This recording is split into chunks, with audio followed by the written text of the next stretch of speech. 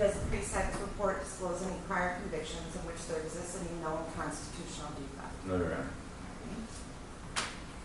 This offense is a life offense without parole.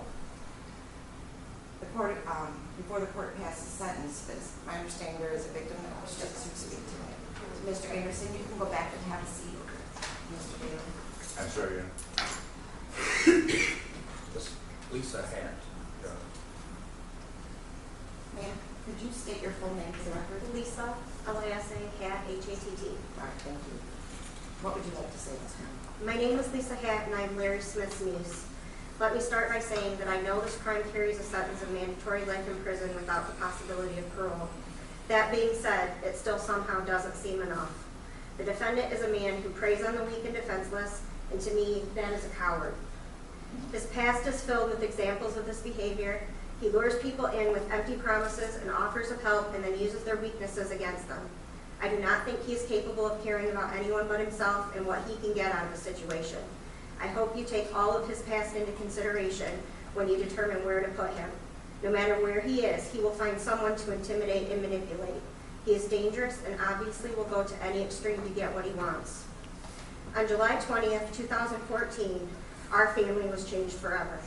My uncle had recently been diagnosed with terminal cancer, and unfortunately, that is a diagnosis my family has become all too familiar with. We have lost my father, Larry's brother, as well as my stepmother in the last year and a half. My siblings and I have at least been able to say goodbye, to find closure. My cousins were denied that. They didn't get the chance to mend broken relationships or come to terms with losing their father. My dad lost the opportunity to relive childhood memories with his big brother, and he died knowing he was leaving my Aunt Barb without any of their immediate family left. He spent his last 8 months trying to make sure his sister and Larry's children were taken care of. While my dad's cancer was terminal, I firmly believe he was taken prematurely because of the stress this had on him. He missed the birth of his first great-grandchild by only 2 months, something he was looking forward to with a happy heart. This baby was to be named after him, and he wanted to hold him just once. He was robbed of that because his body just couldn't take the stress any longer.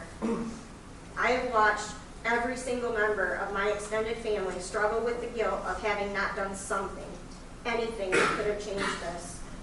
We all trusted the courts to handle the problem properly. Isn't that what you're supposed to do? Yet the system failed to protect my uncle even though he reached out for help several times. I think he was afraid to tell family members the full extent of the violence out of concern for our safety. He knew the defendant was a monster and what he was capable of. His last act of love for everyone was to shield us from the defendant. When this was over, our family found pictures of all of us in the defendant's room. He knew exactly where we lived and looked like. I'm convinced he used these to intimidate my Uncle Larry. This family has been forever changed since that hot summer day. We each face our own battle with what that fear means. For my sister and me, we are unable to rent the basement apartment of our house because we are afraid of bringing strangers into our home. That is a huge part of our income, yet we choose to go without it out of fear for our family's safety. As a family, we are cautious about bringing others into our circle. It is hard to trust for all of us. Nothing can be done or said to fix any of this. We each only continue to move forward to the best of our abilities, and somehow that has to be enough. Thank you. Mr. Hurtmans. Thank you.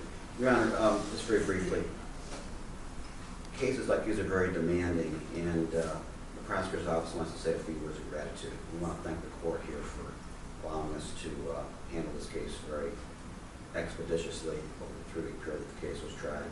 The court staff, all the security team was involved in making the running of this case safe for everyone involved. A gratitude to the jury, who was thoughtful and patient and worked hard to come out with the correct verdict in this matter. It was an important situation for this community.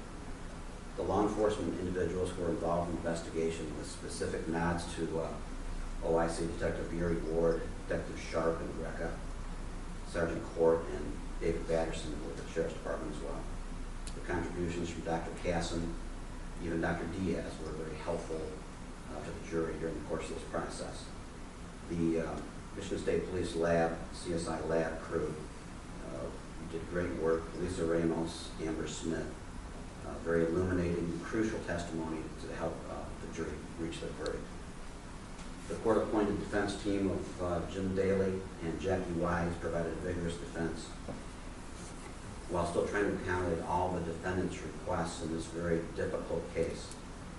And the family of Larry Smith, who were cooperative, they were compassionate, and they were courageous throughout this matter. Ms. Hatt is right. Statutorily, there is no discretion in the sentence, but when we examine the defendant's actions, we take a look at his testimony, and we can only imagine how savagely he murdered Larry Smith in this case. Michael Thorne Anderson, Ms. Hatt is correct, he is a monster. He's a monster who deserves every bit of the sentence he's about to receive for life in prison without parole. Thank you.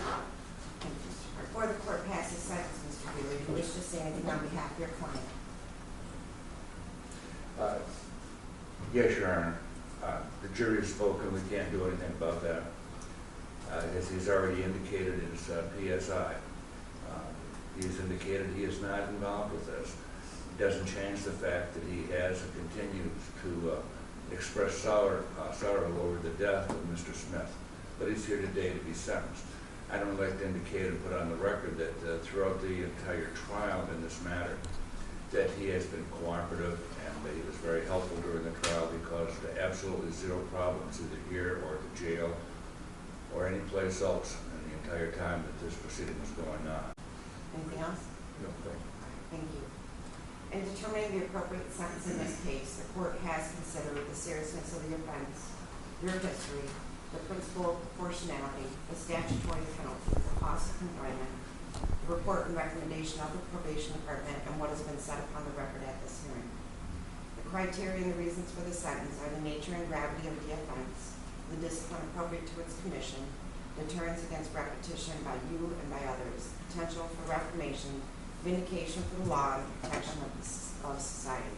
It is the sentence of this court that it will be sentenced to the Michigan Department of Corrections for a period of life in prison without parole.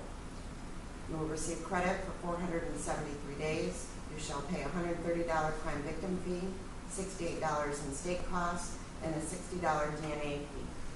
You do have the right to appeal the sentence. My bailiff is going to hand down to you your notice of right to appellate review. Please sign the top copy for my records. The second copy is for your records. If you wish to appeal the sentence, you would fill out the information on the back of the form and mail it to the address listed on the front of the form within 42 days. You're just signing to acknowledge that you received a copy of the form. Sign that right there. Fill it out there, turn it back in.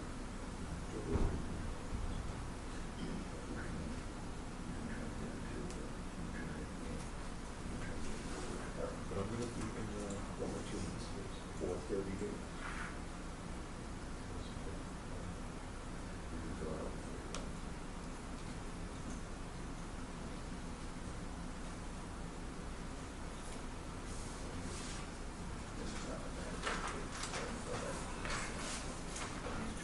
I received back a signed copy of the notice of right to appellate review. Counsel, anything further? No, thank you, Your Honor.